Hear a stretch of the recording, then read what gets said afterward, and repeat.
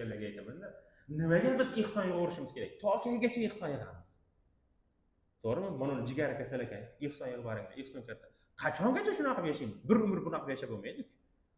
Nimaga bitta zo'ri chiqmayapti bizdan? Olib kel hammasini o'zim davolayman nimaga? Bittasi meniga bariza qurib qo'ymayapti.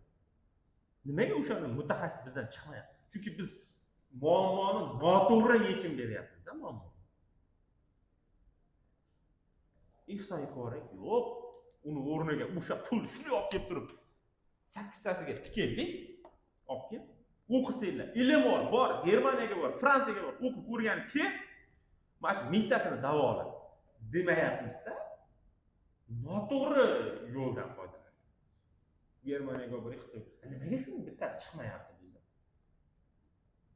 Nimaga bitta boy 8 tasini o'qitib turib bitta banisa qurib bermayapti? Ilmsizlikdan. Pulni noto'g'ri sarflaydi.